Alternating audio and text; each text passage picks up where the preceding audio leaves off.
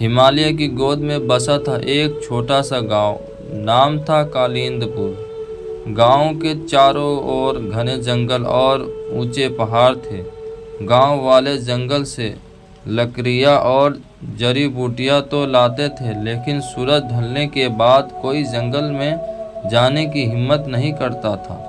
कहते थे कि जंगल में एक प्राचीन मंदिर है जिसके आसपास रहस्यमयी शक्ति बसती है। कुछ लोग दावा करते थे कि उन्होंने रात में मंदिर के पास से अजीब सी आवाज़ें सुनी थी, तो कुछ ने चमकती हुई रोशनी देखी थी।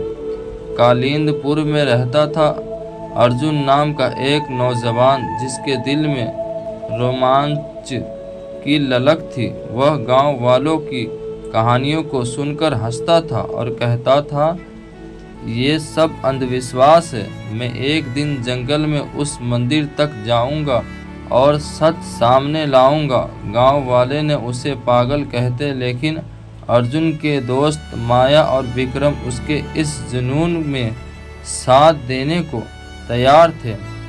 माया एक चतुर और नन्ही सी लड़की थी जो जंगल के रास्ते और पेड़ पौधे को अच्छे से जानती थी।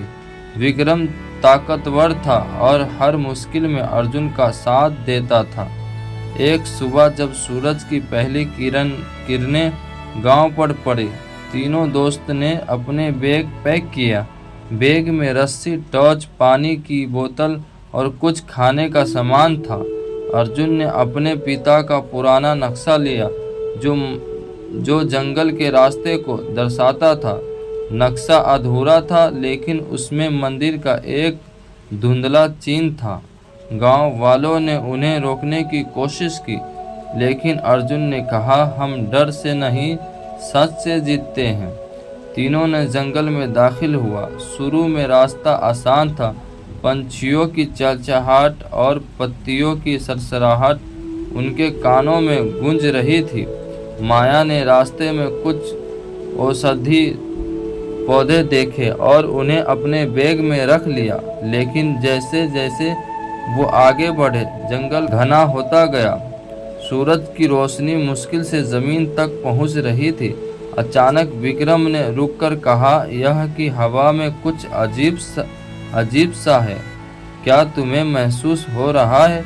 अर्जुन ने हंसकर कहा, तुम भी गांव वालों की तरह डरने लगे। लेकिन माया ने गंभीर होकर कहा, विक्रम सही कह रहा है, हमें सतर्क रहना चाहिए। कई घंटों की यात्रा के बाद वो एक विशाल चट्टान के पास पहुंचे। चट्टान पर प्राचीन लेख खुदे थे जो समय के साथ धुंधले पड़ चुके थे। माया ने अपनी उंगली से लेख को छुआ और कहा, ये पुरानी देवनागरी लिपि है। इसमें लिखा है, जो साहसी है वही सत्य को पाएगा। अर्जुन उत्साहित होकर बोला, तो ये हमारा पहला सुराग है। चट्टान के पास एक संकारी गुफा थी। विक्रम ने टॉर्च जलाकर देखा तो गुफा अंदर से अंधेरी और गहरी थी। गुफा में प्रवेश करने का मतलब था कि अब पीछे नहीं हट सकते। तीनों ने एक दूसरे का हौसला बढ़ाया और अंदर चले गया। गुफा के अंदर ठंडी हवा और पानी टपकने की आवाज़ थी।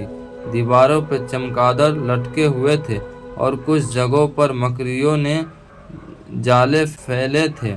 माया ने नक्शे को फिर से देखा और कहा, हमें कोई बाई ओर की सुरंग लेनी है। लेकिन जैसे ही वो मुड़े, जमीन हिलने लगी। एक बड़ा पत्थर गुफा का रास्ता बंद करने के लिए ऊपर से गिरा, लेकिन विक्रम ने तेजी से अर्जुन और माया को धक्का देकर बचा लिया। अब हम फंस गए हैं, माया ने घबराते हुए कहा।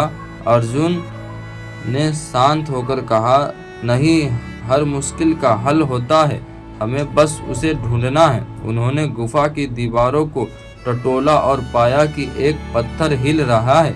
विक्रम ने अपनी पूरी ताकत से उसे धक्का दिया और एक गुफा रास्ता खुला। उस रास्ते से वह आगे बढ़े और आखिरकार एक विशाल मंदिर के सामने पहुंचा। मंदिर जंगल के बीच खड़ा था, जैसे समय ने उसे छुआ ही नहीं हो। इसकी दीवारों नक्काशी से सजी थी और प्रवेश द्वार पर एक बड़ा ताला लटका रहा था। माया ने ताले को देखकर कहा, इस ताले को खोलने के लिए हमें एक खास चाबी चाहिए। अर्जुन ने नक्काशे को फिर से देखा और पाया कि उसमें एक पहेली लिखी थी, वह जो आग में जले पर राख न बने। माया ने सोचते हुए कहा, ये हीरे हो सकता है। हीरा आग में जलता है लेकिन राख नहीं बनता।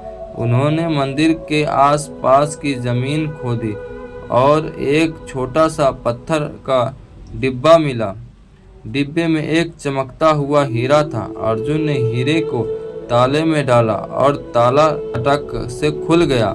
मंदिर का दरवाजा धीरे धीरे खुला और अंदर से एक चमकती हुई रोशनी बाहर आई। मंदिर के अंदर एक प्राचीन मूर्ति थी जिसके हाथ में एक सुनहरा गोला था। गोले में रोशनी निकल रही थी। माया ने कहा, यह कोई साधारण गोला नहीं है, इसमें कोई शक्ति है। लेकिन जैसे ही अर्जुन ने गोले को छूने की कोशिश की, मूर्ति के पीछे से एक गहरी आवाज गूंजी, जो इस शक्ति को लेगा उसे इसका बोझ भी उठाना होगा। तीनों रुक गए। अर्जुन ने कहा, हम यहाँ सच जानने आए हैं, न कि शक्ति हासिल करने। आवाज फिर गूंजी, तुम्हें साहस और बुद्धि दिखाई है। यह शक्ति तुम्हारी नहीं बल्कि तुम्हारे गांव की रक्षा के लिए है। इसे यहाँ छोड़ दो और अपने साथ सच ले जाओ।